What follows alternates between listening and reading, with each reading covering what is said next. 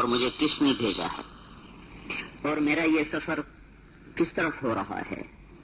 سارا جہان سفر کر رہا ہے, ساری کائنات سفر میں کہاں جا رہی. ایک بہت بڑا سائنسدان تھا امریکہ میں, مسلمان. میں نے اسے کہا تم سائنس کے علم سے بتاؤ, ویسے تم مسلمان ہیں ہمیں پتہ ہے, تم سائنس کے علم سے بتاؤ کہ یہ سب جہان کہاں جا رہا ہے, کہاں سفر کر رہا ہے. کیونکہ جہاں یہ فیصلہ آباد کی زمین آج ہے, مطلب آج ہماری زمین جہاں آج ہے, آج کیا تاریخ ہے؟ 28 ستمبر 2003. یہ ہماری زمین جہاں آج ہے, اگلے سال ٹھیک اس دن زمین اس جگہ سے 500 بلین میل آگے جا چکی ہوگی, 50 ارب میل آگے جا چکی ہوگی. کہاں جا رہی ہے؟ کون اس کو چلا رہا ہے؟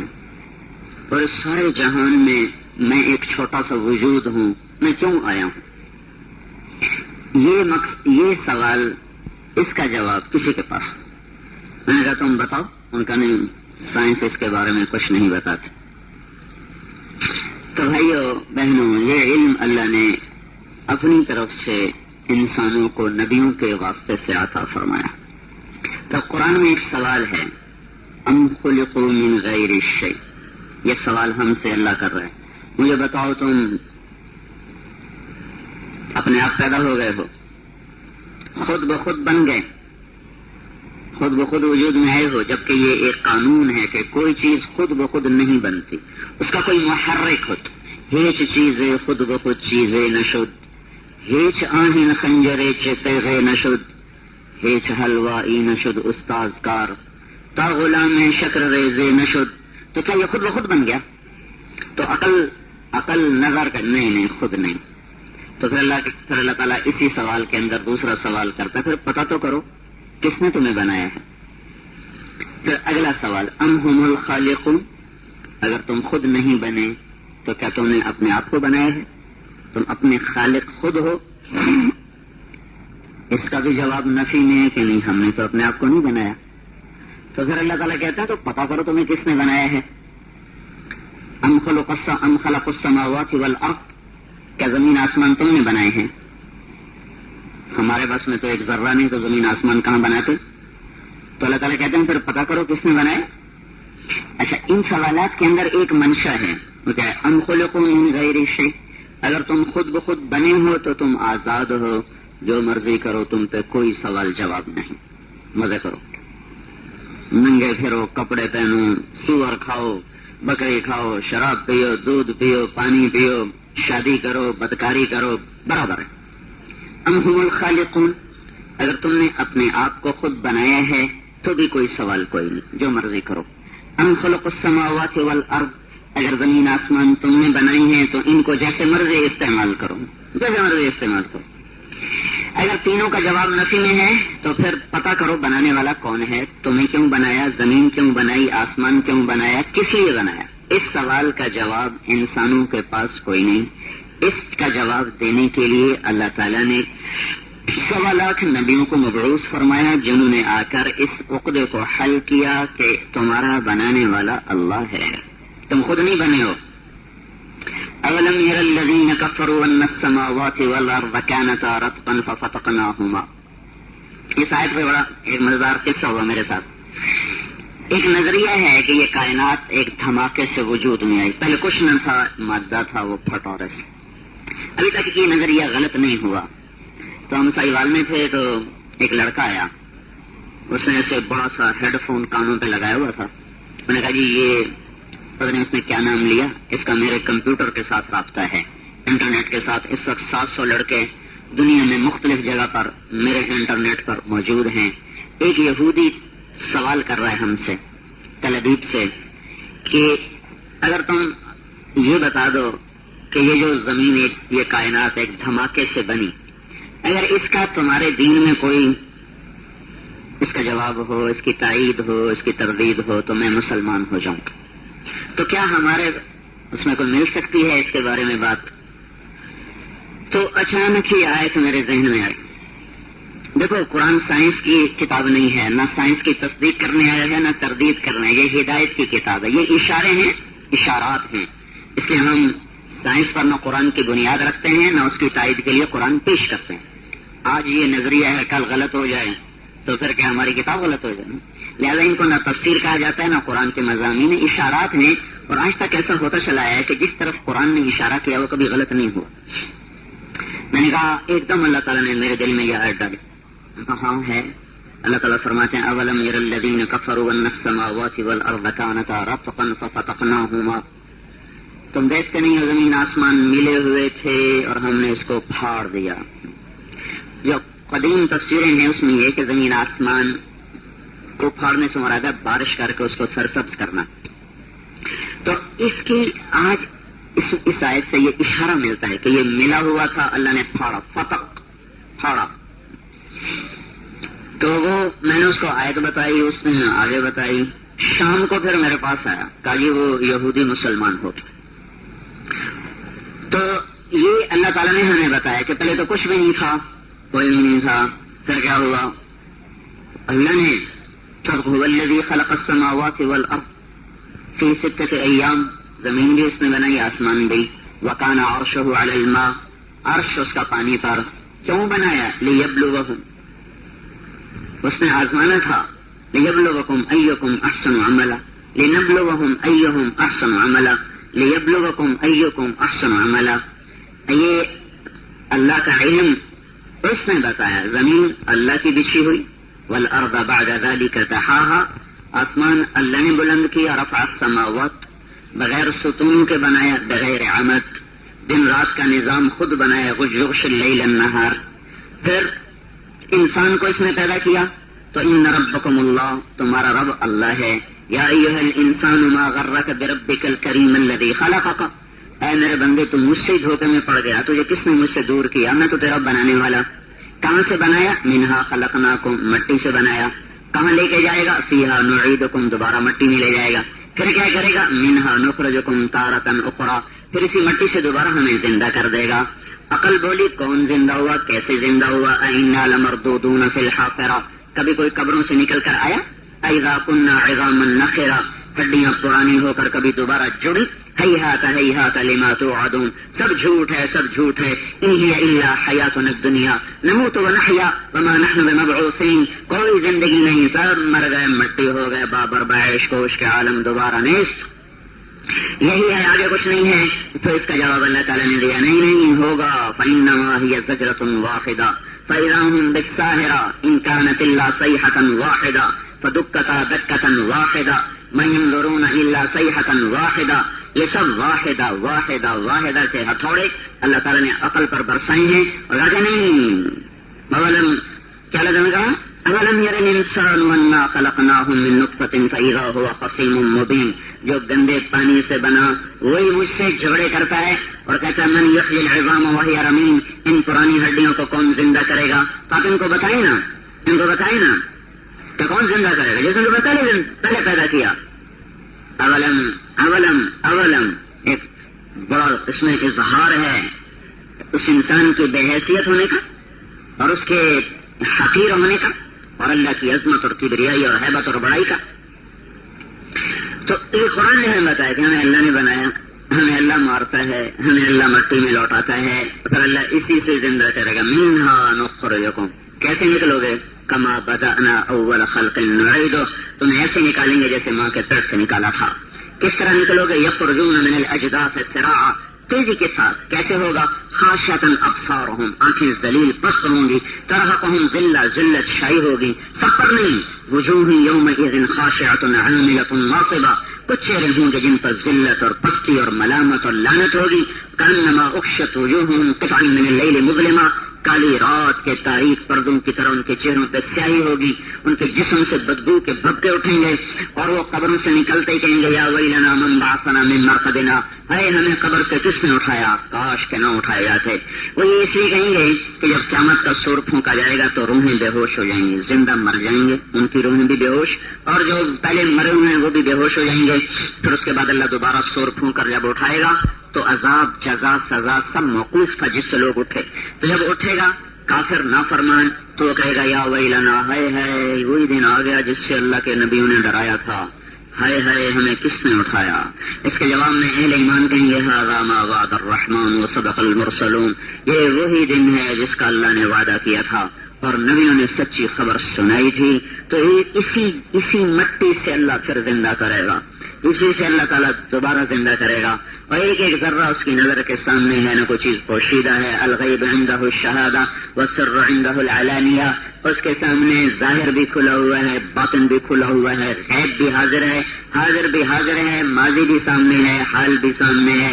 جو ہونے والا ہے وہ ہونے سے پہلے ہی اس کے سامنے ہے، جو ہو رہا ہے اس کے ہونے سے وہ غافل نہیں، جو ہو چکا ہے اسے اس نے بھلایا نہیں، اور جو ہونے والا ہے وہ ہونے سے پہلے اس کے علم میں ہے، ہونے کے بعد اس کا علم نہیں بڑھتا. اس کا علم پہلے سے اتنی انتہا پر ہے کہ نہ کم ہوتا ہے نہ زیادہ ہوتا ہے. اپنے علم میں بے مثال ہے، با کمال ہے، لازوال ہے. ماضی کے اندھیرے اس سے کوئی چیز چھپاتے نہیں، مستقبل کے آنے والے واقعات وہ ہونے کے بعد اس کے علم میں آتے نہیں بلکہ ہونے سے پہلے اس کے علم میں ہوتے ہیں. اور جو اس وقت میں ہو رہا ہے، پوری کائنات میں کتنے بچے ماں کے پیٹ میں بن رہے ہیں اور کس کس مرحلے میں بن رہے ہیں، ہر ایک کا مرحلہ جدا جدا ہے. کہیں آنکھ، کہیں پیٹ بنا، کہیں ناک بنا، کہیں ناخن بنا، کہیں مسوڑے بنے، کسی کے ہونٹ بن رہے، کسی کی ٹانگیں بن رہی، کسی کی رانیں بن رہی، کسی کی ہڈیاں لگائی جا رہی، کسی پہ کھال لگائی جا رہی، کسی کی انگلیاں بنائی جا رہی، کسی کے پٹھے جوڑے جا رہے، کسی پر کھال چڑھائی جا رہی، کسی کا دل بنایا جا رہا، کسی کا پھیپھڑا بن رہا، کسی کا میدا بن رہا، کسی کا جگر بن رہا، کسی کی تلی بن رہی، کسی کا دماغ بن رہا. پھر آگے آنکھوں میں رنگ بھرے جا رہے. اور یہ احتیاط کی جا رہی ہے کہ دھرتی میں 10 ارب انسان ہیں اور 20 ارب آنکھیں ہیں، تو کسی ایک آنکھ کا رنگ دوسری آنکھ سے ملنے نہ پائے، دوسرے کے رنگ سے ملنے نہ پائے. اور دنیا میں 5 ارب انسان ہیں اور 10 ارب ہونٹ ہیں، تو کسی ایک کے ہونٹ دوسرے کے ہونٹوں سے ملنے نہ پائے. اور دنیا میں 5 ارب انسان ہیں اور 20 اس کے ساتھ لگاؤ تو کتنا ہو گیا؟ 10 ارب انگلیاں بن گئیں. 10 ارب انگلیاں بن گئیں. تو ان انگلیوں میں کسی ایک کی انگلی دوسرے سے ملنے نہ پائے. ایک آدمی کے سر پہ 10 لاکھ بال ہوتے ہیں، 10 لاکھ. ایک بال دوسرے سر کے بال سے ملنے نہ پائے. اور یہ 2 کان ہیں، یہ کان دوسرے کان سے ملنے نہ پائے. آواز لے لو کا آواز دوسرے سے ملنی نہیں چاہیے. پھر یہ انگلیوں کے نشان ہیں، پوروے ہیں. یہ پوروے ان پر اللہ تعالیٰ نے جو نقشہ بنایا، جس پر اللہ تعالیٰ نے انگلیوں کا ان تاروں کا ایک جال بچھایا، لکیروں کا ایک جال بچھایا. اس میں یہ احتیاط کی جا رہی ہے کہ یہ انگلیوں پہ بچھا ہوا جال، یہ لکیروں کا جال کسی سے ملنے نہ پائے. جو پیچھے مر گئے نہ ان سے ملے، جو آئندہ آ رہے ہیں نہ ان سے ملے، جو موجود ہیں نہ ان سے ملے. اور قربان جاؤ اللہ کی ذات پہ، یہ کھال یہاں سے کاٹ دیا ہے، نیچے سے جو کھال نکلے گی اس پر وہی پرنٹ آئے گا، کوئی اور نہیں آ سکتا. اس سب میں اللہ تعالیٰ، میں قربان جاؤں، میں اللہ کو کیا بیان کروں. اور کائنات مل کے سچا ہے میرا اللہ کہ سمندر سیاہی بنا دو، درختوں کو قلم بنا دو، سارا سمندر سیاہی بنا دو، دھرتی کے سینے کے برابر کاغذ لے کے بیٹھو، انسان، جنات، فرشتے، جبریل، میکائیل، اسرائیل، اسرافیل کو اتارو، نبی آدم، عیسیٰ، موسیٰ، یحییٰ، زکریا، داؤد، یعقوب، یوسف، یوشع ان علیہم السلام اور حضرت محمد صلی اللہ علیہ وسلم کو بھی ساتھ بٹھاؤ. سب کو قلم پکڑواؤ، کو لکھو. کہ نبی بھی لکھیں، آدم علیہ السلام سے لے کر حبیب مصطفیٰ بھی لکھے، اور جبریل، میکائیل، اسرائیل بھی لکھے، اور انسان بھی لکھیں، جنات بھی لکھیں. تھوڑی اللہ تعالیٰ کہتا ہے سمندر خشک ہو جائیں گے، قلم ٹوٹ جائیں گے، میری تعریف ختم نہیں ہو سکتی. تو اتنے سمندر اور لے آؤ، اتنے سیاحیاں اور لے آؤ. کیوں؟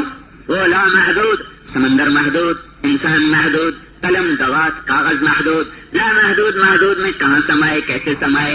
ایک انسانوں کے بننے میں میرا رب کتنی طاقت کے ساتھ بنا رہا ہے. کہیں غلطی نہیں کھا رہا اللہ ہو، کہیں دھوکہ نہیں لگ رہا، کہیں اس کو اشتباہ نہیں ہو رہا. وہ جوڑے پیدا کرتا ہے اپنی قدرت دکھانے کے. دیکھو ایک جیسے بنے، پورے ایک جیسے بنا دیتا تو روز لڑائیاں ہوتی. ماں لڑ دیا، میرا پتر نے میری تھی. آگے میں بیویوں تو لڑائی ہوتی تو بھائی مسئلہ ہو جاتا.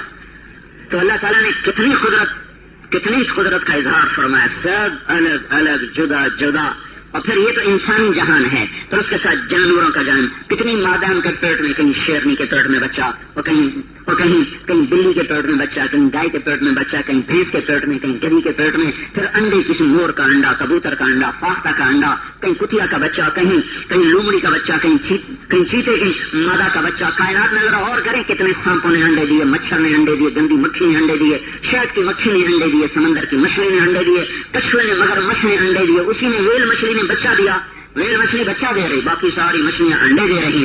اس سارے نظام میں اتنے انڈے آج کے دن میں اتنی مادہ نے دیے، اتنے لمبے چوڑے نظام میں کہیں تو غلطی ہوتی کہ مور کے انڈے سے کبوتر نکل جاتا، کبوتر کے انڈے سے کوا نکل جاتا، اور کوے کے انڈے سے فاختہ نکل جاتی، فاختہ کے انڈے سے عقاب نکل جاتا.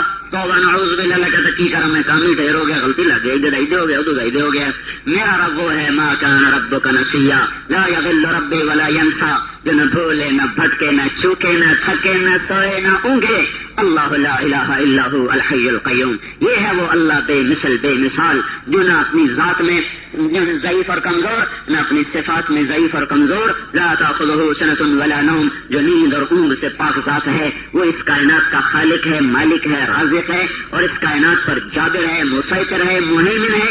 اس کائنات پر اس اکیلے کی بلا شرکت حکومت ہے. نہ بیوی نہ بچہ نہ بیٹا نہ بیٹی، نہ اس کا کوئی مددگار، نہ اس کا کوئی پہرے دار، نہ اس کا کوئی مشیر، نہ وزیر، نہ اس کی کوئی مجلس مشاورت، نہ اس نے کسی سے ملک لیا، نہ آگے کسی کو دے گا.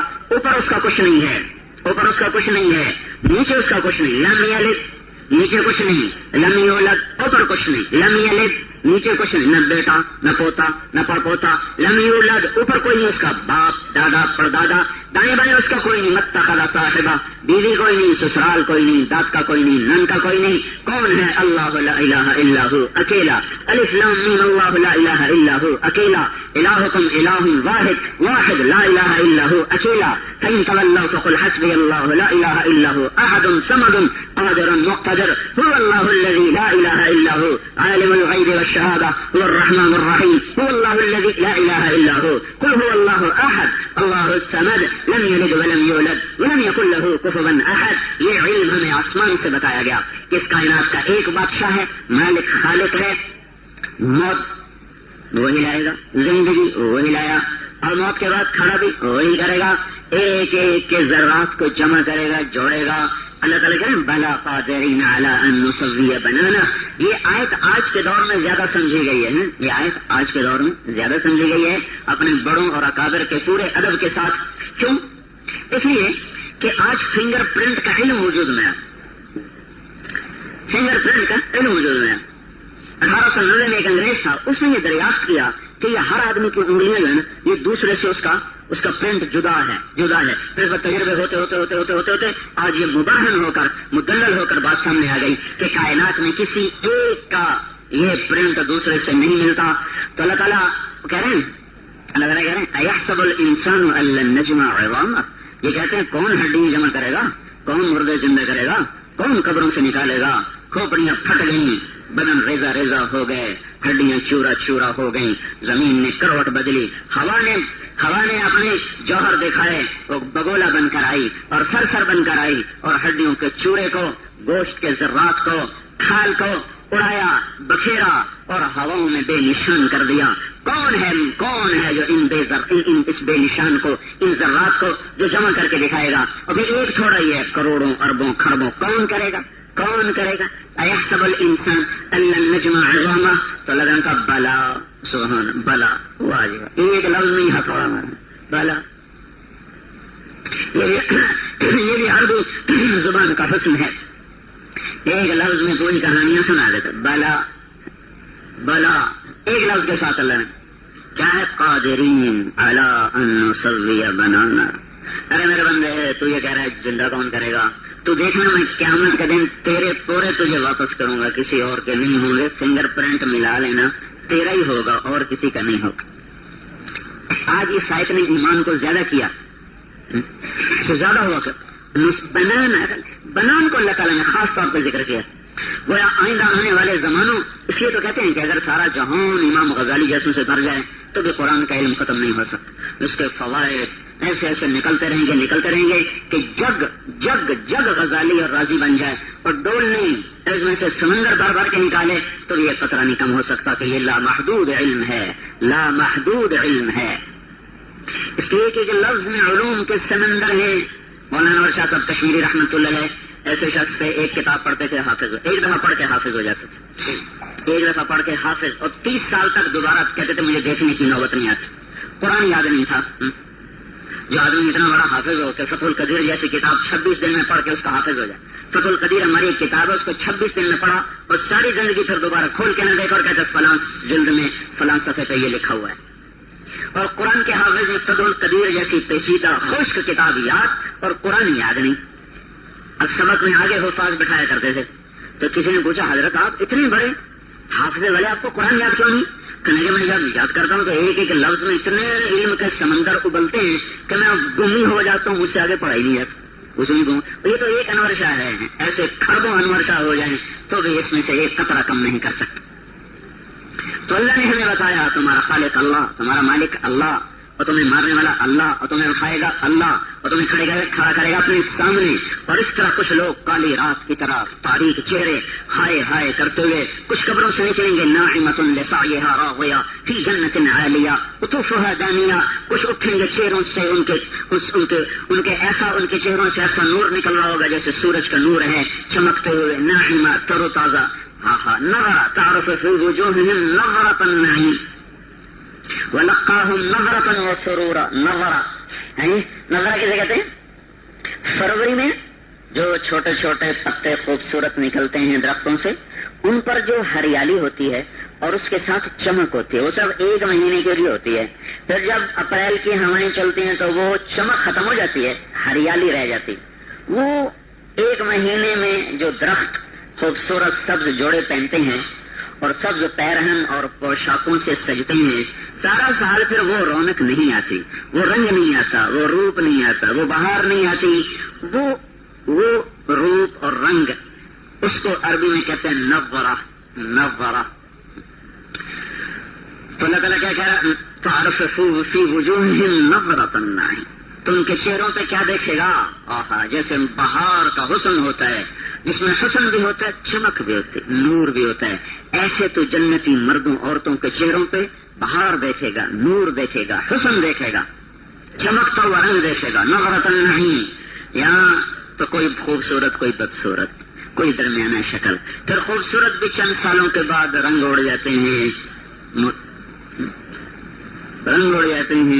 جوانیاں ساتھ چھوڑ جاتی ہیں، اور پھر نہ کوئی میک اپ کام دیتا ہے، نہ کوئی کشتے کام دیتے ہیں، اور نہ کوئی پلاسٹک سرجری کام دیتی ہے، پھر جھڑیاں پڑ جاتی ہیں، اور ایسا تانا بانا دن دیتی ہے بڑھاپے کی شام انسان کے چہرے پر جیسے مکڑی نہیں جالا تانتی۔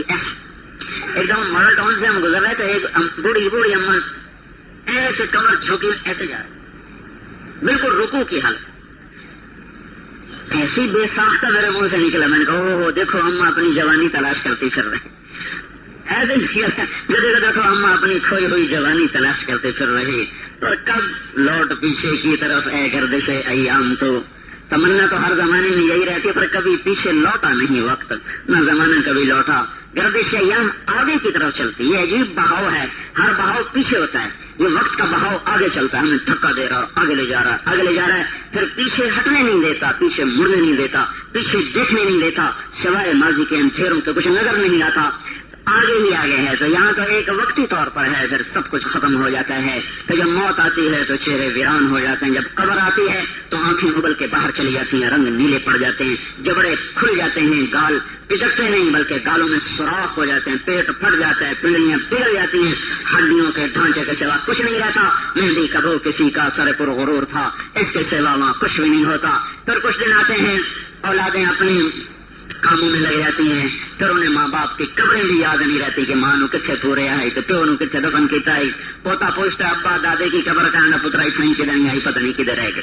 پھر راوی کے کنارے ایک ٹوٹا سا مکان ہے، جن کو بھی جہاں شب کی سیاہی کا سما ہے، کہتے ہیں یہ آرام گہے نور جہاں ہے۔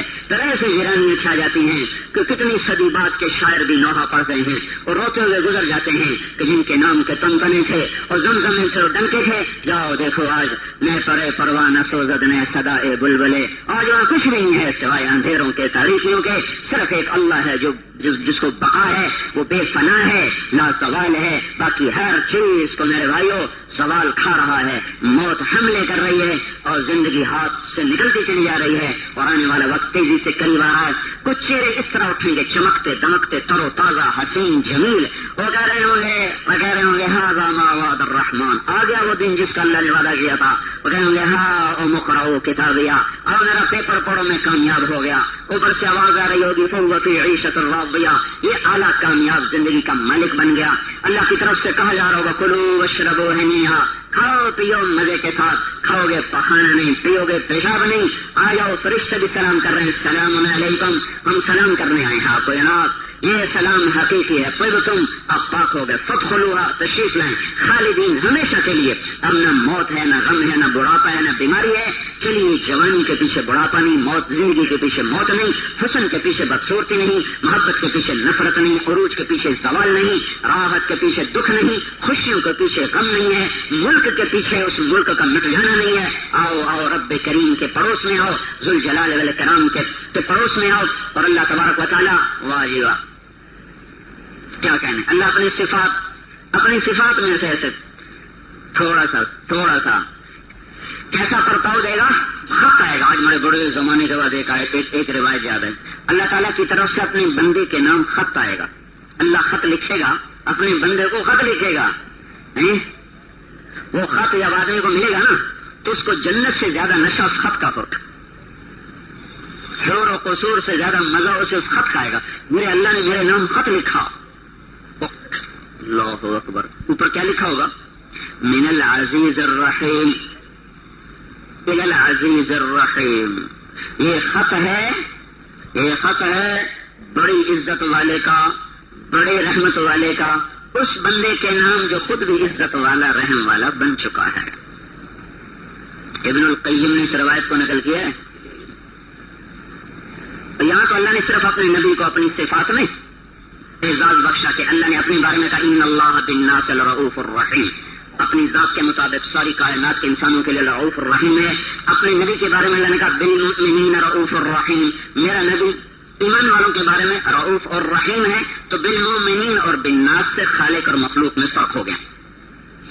وہ اللہ تعالیٰ جنت کو خط دیکھے گا من العزیز الرحیم الی العزیز الرحیم، یہ خط اللہ کی طرف سے اس کے بندے کے نام آ رہا ہے، تو اللہ تعالیٰ کہے گا آؤ بیٹھو خالدین فیہا ابدا، تم سب ہمیشہ رہنے والے ہو، فرشتوں جاؤ سلام کر کر سلام علیکم سلام علیکم، جناب ہم سلام کرنے آئے، کس لیے بما صبرتم، وہ جو فیصلہ باد میں اپنے صبر کی زندگی گزاری، فنعم عقبی الدار، آج دیکھ لیا کیسا خوبصورت سیلا ملا ہے، کیسا گھر ملا ہے، افشان کالونی میں ایسا گھر تھا، گلستان کالونی میں، پیپل کالونی میں، ادھر کیا ہے، ادھر صرف لاسانی میں ایسا گھر تھا کوئی، اور اگر دیکھو کوئی کتنے گھر بنا لے، مصیبت یہ ہے کہ چھوڑ کے مر جاتا ہے، اس گھر کی مصیبت یہ ہے کہ آدمی چھوڑ کے مر جاتا ہے، اس کا کیا علاج کیا جائے؟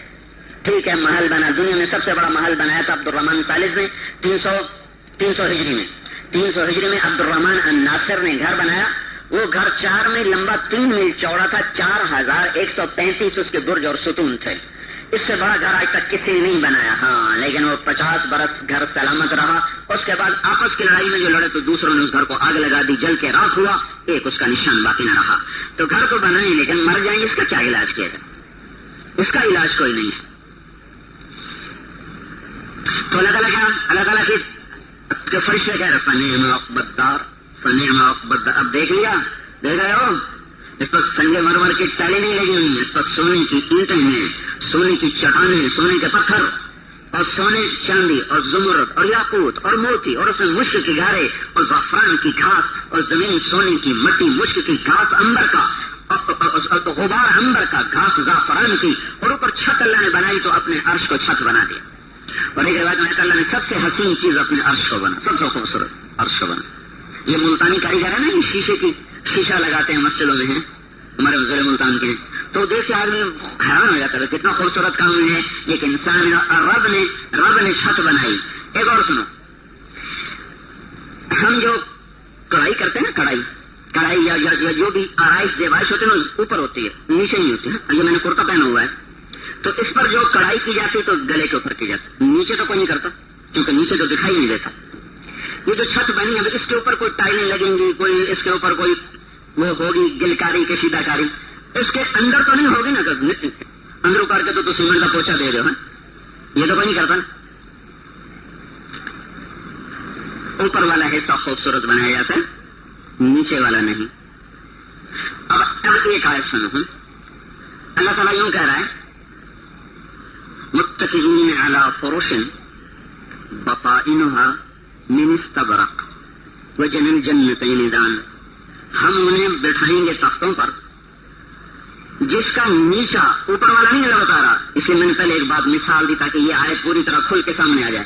اللہ تعالیٰ یوں کہہ رہا ہے کہ اس کا نچلا حصہ وہ اتنا میں نے حسین بنایا ہے, وہ اس طرح چمکے گا جیسے بجلیاں چمکتی ہیں. تو میرے بندو میری بندی ہو, جب میں نے نچلا حصہ اتنا حسین بنایا ہے تو اوپر والا کیسا حسین ہوگا. اوپر والے کا ذکر نہیں کیا, نیچے والے کا ذکر کر کے اوپر والے کو چھوڑ دیا ہے. اوپر والے کو چھوڑ دیا ہے. یہ کیا سمجھا ہے کہ میرے بندو تم تو کبھی نیچے کچھ کشیدہ کاری کرتے ہی نہیں ہو, جو کرتے ہو اوپر کرتے ہو. میں نے تمہارے لیے نچلے حصے اتنے حسین بنائے ہیں تو اوپر والے کیسے حسین ہوں گے. ابھی پہ بیٹھو, اب نہیں چھوٹے گا یہ کبھی. جاؤ مزے کرو. فرشتہ سلام علیکم سلام علیکم. یہ نشہ کوئی تھوڑا نہیں ہے کہ فرشتے آ کے سلام کریں, ایک دم اللہ پاک کے عرش کے دروازے کھل جائیں گے اور اللہ تعالیٰ سامنے آ کر مسکراتا ہوا کہے گا سلام قولا من رب الرحیم. میرے بندو اپنے رب کا سلام دے قبول کر.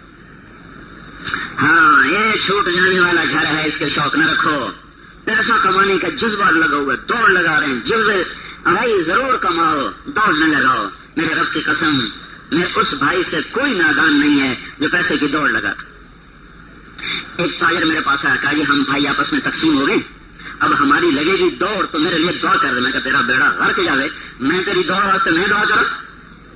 اب ہماری دوڑ لگے گی تو آپ ہمارے لیے دعا کر دیں.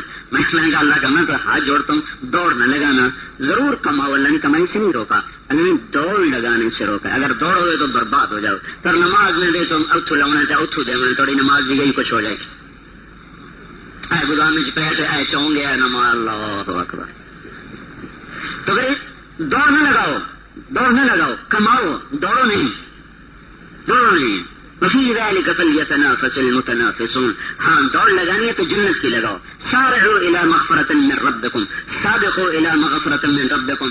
ادھر کی دوڑ لگانے کو کہا اور دنیا میں چلنے کو کہا. فامشوا فی مناکبہا, جاؤ جاؤ. دوسری جگہ کہا فانتشروا فی الارض وابتغوا من فضل اللہ. وہاں کا سارعوا فی الدنیا, نہیں کہا جاؤ جاؤ کما لو کما لو. اور دوڑ کر لگاؤ جنت کی, آخرت کی, اللہ کی رضا کی. اس لیے ابن القیم فرماتے ہیں من نافسک فی الدنیا نافسہ فی الآخرہ, من سبق خیل الدنیا فاسبقہ الی الآخرہ. جو تم سے دنیا کی دوڑ لگائے تم اس سے آخرت کی لگانا شروع کر دو, وہ ہار جائے گا, تم جیت جاؤ گے. من سبق فی الدنیا فاسبقہ الی الآخرہ. جو تم میں دنیا سے آگے نکل جائے, بڑا کاروبار بنا لے, زیادہ ایجنسی لے لے, بڑے گھر بنا لے, تو اس کے ساتھ جنت کی دوڑ لگانا شروع کر دے. وہ اپنا سب کچھ چھوڑ کے مر جائے گا, تو سب کچھ لے کے آگے چلا جائے گا, تو جیت جائے گا, وہ ہار جائے گا.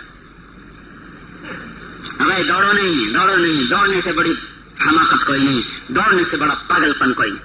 یہ انجام ہے اس کا, یہاں اس زندگی پر دار و مدار ہے. اللہ تعالیٰ فرمایا کہ ہم دیکھیں گے. کیا دیکھنا چاہتا اللہ؟ لیبلوکم ایکم احسن عملا. ہم یہ دیکھنا چاہتے ہیں کہ اچھا عمل کون کرتا ہے. زیادہ کی شرط نہیں لگائی, زیادہ نہیں. اگر زیادہ کی شرط لگاتا تو یہ امت کبھی بھی افضل امت نہ بن سکتی, اور یہ امت کبھی بھی اعلیٰ درجات میں نہیں جا سکتی. کہ ہماری تو عمریں 60-70 تھوڑے ہیں, اس سے آگے جاتے ہیں. نوابزادہ نصر اللہ مرحوم جیسے تو کوئی ہوتے ہیں جو 93 سال تک زندہ رہے, تو تھوڑے ہوتے ہیں. تو ادھر بنی اسرائیل جو تھے, میں ایک کتاب میں نے پڑھا, مجھے کتاب تو یاد نہیں رہی. ایک بنی اسرائیل کا عابد اپنے گرجے میں داخل ہوا اور 300 برس تک مسلسل عبادت کرتا رہا, دروازے سے باہر نکل کے نہیں دیکھا کیا ہو رہا. تو اگر اس کی 300 سال کی عبادت کو تولا گیا اور ہماری ادھر 50-60 سال کا, ہم تو پہلے حل نہیں گئے, پھر خیر امت ہم کیسے بن سکتے ہیں؟ ہم تو خیر امت بھی نہیں بن سکتے اور ان سے آگے بھی نہیں نکل سکتے. جبکہ اللہ کا نبی فرما رہا ہے کہ میری امت جنت کی 120 صفیں ہیں, جنتی لوگوں کی 120 صفیں بنیں گی, اس میں سے 80 میری امت کی ہیں, اور اعلیٰ درجات اس امت کے ہیں. آپ نے کہا نحن الآخرون الاولون، نحن الآخرون الاولون، ہم سب سے آخر میں آئے ہیں اور جنت میں سب سے پہلے جائیں گے، دوسری امتیں شور میں چاہیے. ایک لائن لگی نا، لائن کھڑکی پر آگے کوئی ٹکٹ مل رہا ہے، کچھ اور مل رہا ہے. ایک آدمی ہے ساری لائن کو کاٹ کے آگے جائے تو پچھلے بار سارے نے اس کو لان تان کر اور پیچھا الگ کی جگہ جانا. تو یہ ایسا ہوگا قیامت کے دن اللہ تعالیٰ سارے اہل ایمان کو پیچھے ہٹ جاؤ، پیچھے ہٹ جاؤ، پیچھے ہٹ جاؤ، امت محمد آگے آ جاؤ، آگے آ جاؤ. پکارا جائے گا این الامت الامیۃ ونبیھا، یہ پکار ہوگی کہاں ہے امی امت اور اس کا نبی. پکارے جائیں تو سب سے ہمیں الگ کر لیا جائے گا، جدا کر لیا جائے گا. سب سے پہلے حساب ہوگا، سب سے پہلے پلسرات پار کریں گے، سب سے پہلے جنت کے دروازے پر پہنچیں گے، سب سے آگے کھڑے ہوں گے. آپ نے فرمایا سب سے پہلے میں جنت میں داخل ہوں گا، میری سواری کی لگام بلال کے ہاتھ میں ہوگی اور میرے ساتھ میری امت کے غریب لوگ پہلے پہلے داخل ہوں گے. قیامت کے مالدار کون ہیں؟ غریب لوگ. وہ سب سے آگے، مالدار پیچھے، غریب آگے. بعض ایسے ہوں گے اللہ سے کہے گا جو ان سے حساب لو، ہمارا حساب اللہ وہ تو یوں کہ اچھا ان کو بلاؤ، وہ آ جائیں گے. ہمیں کیا بات ہے، کئی آئے تھے تیرے فرشتے حساب لینے، ہمیں کہا دیا تو سب کچھ اوروں کو، تو ہمیں کیا دیا تھا، ہمارے پاس تو صبر اور کچھ بھی نہیں. تو اللہ تعالیٰ فرمائیں گے میں نے تمہیں پتہ دنیا میں کم تنگی میں رکھا، اس لیے نہیں کہ تم میری نظروں میں چھوٹے تھے، میں تمہیں آج بڑی عزت دینا چاہتا تھا. یہ سارے مالداروں کا حساب لوں گا، تم جاؤ جنت میں چلے جاؤ، تمہارے مزے ہیں. میں میری امت کے غریب لوگ میرے ساتھ ساتھ جنت میں داخل ہوں. تو پھر ہم سب سے مجھے کیسے چلے گا؟ لیبلوہم ایہم احسن عملا، سب سے اچھا عمل.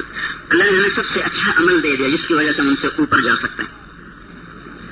اللہ تعالیٰ یوں فرما رہے ہیں اپنے بارے میں فتبارک اللہ احسن الخالقین، سب سے خوبصورت اللہ، سب سے بہترین اللہ. احسن سب سے اعلیٰ، حسن خوبصورت، حسین بہت خوبصورت، احسن سب سے خوبصورت، حسن اچھا، حسین بہت اچھا، احسن سب سے اچھا. اللہ اپنے بارے میں کہتا فتبارک اللہ احسن الخالقین، میں سب سے اچھا ہوں. اللہ اپنے دین کے بارے میں کہتا من احسن دینا ممن اسلم وجہہ للہ، اسلام سب سے خوبصورت مذہب ہے. اللہ اپنے قرآن کے بارے میں کہتا اللہ نزل احسن الحدیث احسن القصص، قرآن سب سے خوبصورت کتاب ہے، سب سے حسین کتاب ہے، سب سے حسین کتاب ہے. اور اللہ اس امت کو کہتا ہے کنتم خیر امت، خیر اور احسن ملتے جلتے ہیں، تم سب سے بہترین امت. اللہ تعالیٰ کے نبی کے بارے میں حسان کہتے ہیں احسن منک لم تر قط عینی واجمل منک لم تلد النساء، تیرے جیسے حسن والا کسی آنکھ نے نہ دیکھا، صرف میری آنکھ نہیں، کوئی آنکھ نہیں دیکھ سکتی، اور کوئی ماں تیرے جیسا جن نہیں سکتی. تو یہ سارے حسن کٹھے ہو گئے، اللہ بھی احسن، نبی بھی احسن، قرآن بھی احسن، اور دین بھی، اسلام بھی احسن. اب اس میں سے اگر ہمیں عمل احسن کا پتہ چل جائے تو اس کو اگر ہم کر لیں تو ہم اللہ کے دربار میں سب سے اونچے مقام پر پہنچ سکتے ہیں. تو اللہ تعالیٰ نے ہماری اس مشکل کو حل فرمایا اور اللہ تعالیٰ نے خود ہی ہمیں راستہ بتایا. ومن احسن قولا ممن دعا الى اللہ وعمل صالحا وقال اننی من المسلمین. ہمارا عقدہ حل ہو گیا. سب سے خوبصورت عمل دیکھا جائے گا، سب سے خوبصورت عمل دیکھا جائے گا، سب سے حسین دیکھا جائے گا. یا نا سب سے حسین تو ہی بتا دے تو اللہ تعالیٰ نے فرمایا میں بتاتا ہوں. سب سے حسین عمل میرے پیغام کو دنیا میں پہنچانا ہے. من احسن، من احسن، اس کی ایک مثال دوں. من احسن، پہلوان کا نا پہلوان، وہ اکھاڑے میں آ کر ایسے ہاتھ کھڑا کرتا ہے کوئی میرے مقابلے. بھولو مرحوم تھا نا، بھولو رشید نام تھا، رشید نام تھا.